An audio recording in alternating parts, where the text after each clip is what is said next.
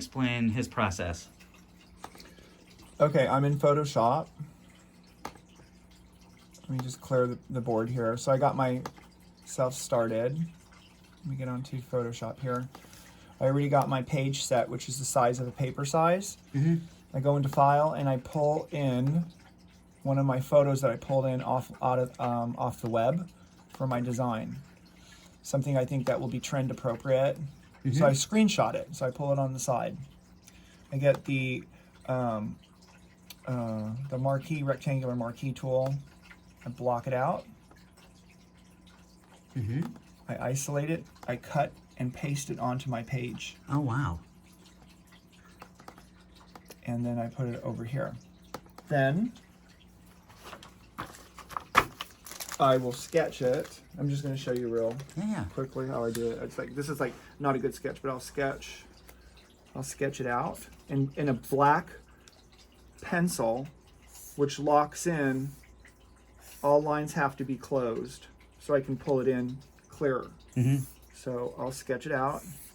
And usually I use a template, but this is what you could do in Illustrator, this kind of sketching. But I don't know how to do Illustrator, so I always sketch by hand. But you do it so much quicker than it would. Yeah, so I get that all done there.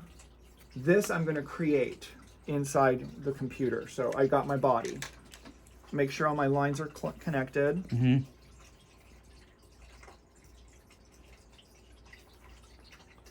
I get a shot of it.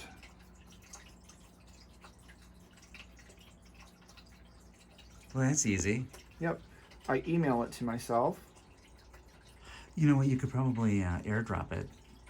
Also. Well, it has to go. It has to go to my. Whoops. Sorry. Look at all that stuff, but. Oh. Here, I'll pause this. Sorry, I know. Sorry about that part.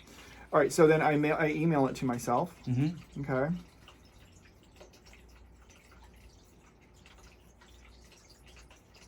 It asks me how large. I always just go medium because it goes quick. Boom, it's into my account. Okay. So now I go back over here, go onto my mail.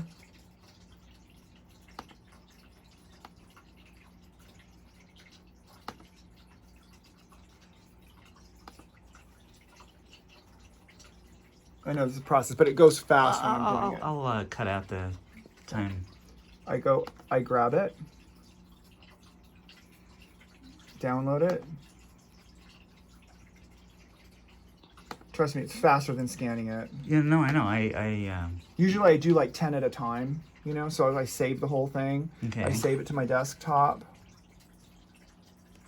So you do 10 at a time. This is just for illustration. This is just, so I do it kind of like, so I can work on it once I got it into my thing. I put it on my desktop, boom, save it, save in JPEG, or I can save it in a TIFF file, which makes the lines easier. Okay, so then I bring it in. I come back to Photoshop, I pull it into the program. I look for it on my desktop, there it is. So I need to make it clean. So usually what I do is I'll half it. So I can make it. So I could make it a nice mirror image. So I half it. I understand. Okay, and I pull that in. Now that's amazing. To get rid of, so I can make it a workable piece, I will go to the image and make adjustments to brighten it up a little bit. To get rid of the background, so we could. Yeah, high contrast. Yeah, I can get rid of a lot of the stuff I don't need, and then I go into.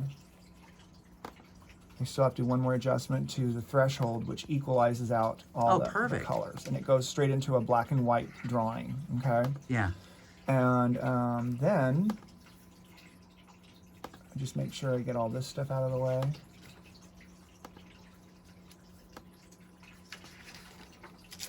Use the isolation tool. I cut it out. Come back to my layers here because it's on layer 2. Duplicate the layer. Mirror image it. Now I got a more square garment. Okay, then I want to join those, so I get rid of everything else. I merge the seeing layers together. The visible, right? Now I got my layers. So now I got my garment. And now I could start to design that by pulling in the things I need. Like this is going to be, so now I can play with its shape. Okay, and then to create this, I'll open up another page, which is like another sketch pad. Sorry. So this is like will be my sketch pad. Now I want to create this look over here, and how I would create that look is I would go back to the internet and I'd look for templates. I would go to the Illustrator, because Illustrator has all these templates. I'll look for Illustrator templates for fringe. All these things pop up, and then I go to images and I just screenshot what I want. So here's some fringe, there's some fringe, and I just start scooting them down here. Okay, so you don't bring in the actual file, Illustrator files. You just screen capture. I screen capture, or if they allow me to, I will. I see. So it depends like what they allow, because I don't want to pay for anything, but it's like sometimes they have it, sometimes they don't. So I just kind of scroll and scroll till I find something. Sometimes I don't use the right verbiage, so Illustrator templates for let's say fringe yarns, something, that would just brings something a little bit more, so I play with the words and try to find something where they will go, and I'll just till I find what I'm looking for. Sometimes I'll have to create it, with by hand and then re-sketch it in and then place it. Like then I'll go, okay, if I can't find something it's taking too long for me, I'll just come over. Wait, how you don't leave? I'll come over, I'll look at it, and I'll try to just emulate it by drawing it real quick. And I would just, draw it. So what exactly are you drawing there? I'm drawing this fringe. I see. Oh, okay. It dangles down. Yeah, so then, I would just do, some different playing with it. Whatever it is, I'll screenshot that, pull it back in, and then layer it. Now in Illustrator, they do that on the computer. Here I just do it freehand. Right. And it's usually my work is a lot more cleaner than this, but I spend time on it. It's a 5-minute on it. video. Yeah, it's like, and I'll do the same thing. I'll screenshot it, I'll put it in there, put the layer in there, and then create the garment. But that's how I do almost all the sketches. And then when they're done, they'll look like this. Like this is one of my That looks great already. projects. You haven't even done it. So. Wait, let me show you. Like, and here's actually a finished one. So, but it's all white right now. And what? And then what I do is I will turn that into something. So I will turn that into. You put lines in the white area. I'll show you. So I'll turn that into like a sweater group. So after I'm done, like that's all Photoshop. So I create that look, I do the sketch, I find the background, and I create a background. So this was white originally, and then this was white like this. How do you get it? You just copy this into there? Yeah. So I'll do it for you. So we'll do this. So this one's already done. I'll have here. I'll pull like this garment. Okay. We go back here. I'll grab that up here, pull it in here. Let me lock that into the layer. Flatten it. So this is stuff we used to have to do by hand. I have to duplicate the layer, because it won't let me. It won't let you cut a layer like that. So then I'll just grab this garment, like what I want, so I can get the pattern. So I like that pattern. I'll just grab that pattern, or I'll look online and see if there's some patterns that are similar to that. But you have to be on the layer when you're doing it. So I'll do it like that. Pull it in, layer it behind there. Make it make it the right size. And then you have to delete out the white. Yeah, and then you cut out the white, and then you lock the layer, and then you have your garment. So I'll go back over here, cut it out. Magic wand it. Yep. Oh wow. But see, that's not the right scale. Yeah, no, I understand. So I'd work it to its scale. Although that could work. That's a cool pattern. But and that's how the designs happen, because sometimes a mistake turns into a cool new design. I'm like, oh, that's cool, and then we'll work with it. Where's your original sketch here? Can you just? And then so the original sketch is that. So you just did that, and then you ended up with something beautiful already. So then I go like this, and let's say that's to me. We'll duplicate that, and then we'll change the color. So then how you do it's like, let's say, because sometimes there's legal rights for the patterns. So what I'll do is I'll just all right, I'm going to lock the whole thing together now. Go ahead. So I'm going to lock the layer, flatten my image. Okay. Yes. And I'm going to grab it. Let me first put a little shading over here for the background. Usually I'll do the shading of the same silhouette behind there, like over there. So I just want to put a shading that just kind of shows that. over there. So I clean that. Now I'm going to pull it back over here. This is like a real quick It's version. fantastic. This is like Come back over here. a college course in 10 minutes. I'm back over here. Need to get rid of that. So what I'll do here, cut this out. So let's say we like the pattern. We're using this as our example. Yeah. So what I do to send to China, and then I want it to be a little bit longer and sleeker. So I'll go like, okay, we'll have that color, and then we'll duplicate it.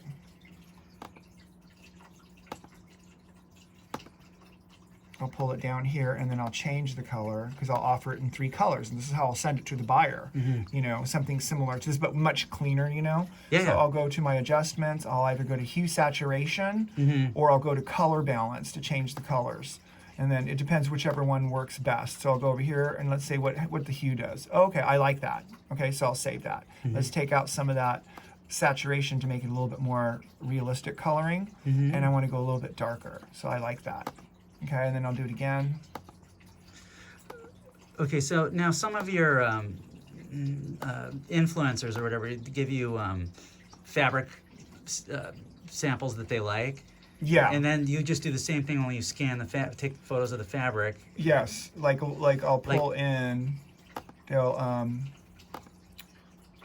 let me go into. Like in this example, you took it from the internet, but you could have a swatch of fabrics. Yes. So let me go to my clippings, my work. I save all my clippings in case I forget, like, where did I get that idea. So that sweater it was in here. I saved the clippings, but let's look at some of the fabrics that I pull. So here, I'll pull something in off the internet like this. I screenshot it, and then I'll turn that into a fabric. Then I send it to China, and they have stuff almost identical to it. They'll send me stuff like here. She sends me what color do you want to use through my phone, and then I'll answer it. But then I'll come back here and I'll design it. This is what I use, but she'll find something very similar to that, and then she sends me the swatches, which is it's like crazy.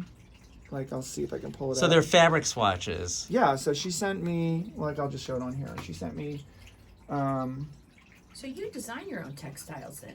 sort of, but I'm not sitting there doing the repeats. I'm not that type of a designer. I'm like my level is called a creative designer or creative director. Right. It's like, and then the people under you are the ones who are the tech director, tech designers that do the tech part, which would make it workable. Does that make sense? Yeah. It's like what we do. It's the construction document. It's the same. It's like, yeah, it's the same.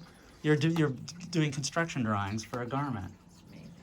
But you're doing the design and design development, the schematic design and the design development. Yes. Yeah. And then the details get worked out when you're doing the construction. So this is my work email. And so she goes, here, look, she'll send me, this comes from China, and she'll go, what does she send me? Oh, not that. See, she sends me these. Oh, the swatches. No, this is the finished garment. Oh. From the sketch I just showed you, she did one sample, so I'm going to look at the sample now. So, and I told her it looks great. So, let's look at the sample. She sends me after she does it from that sketch. So the sample comes in, and we look at it first before she sends it to me. So she has it. So I'll look at it. I'll go, oh, okay, that looks really cute. I like that. So she does a side view. This is the close-up view of the swatch. Like, remember I showed you that sketch, and this is the garment, and I think the garment looks great. I think it's. And that's when you were just working on this last week. Yeah, it was like 2 weeks ago. So she finally did it. I got to take a look at it because they're not very photogenic people. They don't know how to make things look pretty. Right. But for me, I think that's going to be an awesome sweater. So I told her I think it looks great. Go ahead, send it to me. So, but if it's not, then I'll make a correction, and I'll go from there. So like another one, she'll send me fabrics. I'm trying to find the. So fabric. not the finished garment, but sample fabrics. Well, I sent her sketches, and from my shopping at Nordstrom's, and then she'll come back, and maybe she sent it on my other email. Like, I sent her these blouses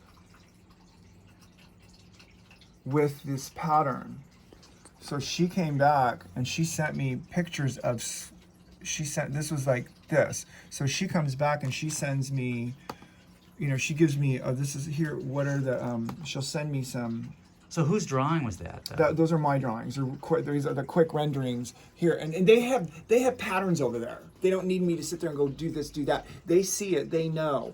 But a tech person would be able to make that cleaner and easier for them. So, I just don't want to do that. No. That would be a waste of your. Does that make sense? Yes. Yeah. But if I could learn how to do some of it, then I would. Okay, then she goes here. She goes, George, hi George, please see and attach pictures and advice for the fabrics. So she sent me some fabrics to look at based on, not those, some other stuff. So she sends me these things. And then I select, and now she sent me I selected the ones I want. Now she said, I forgot which was dumb. I should have told her what colors. But I selected this one, I selected this one, and I selected this one. Now she said what colors. So now I got to go back and pick out the colors on it. I'm going to say pretty much cream and white. I might do denim. And was that for the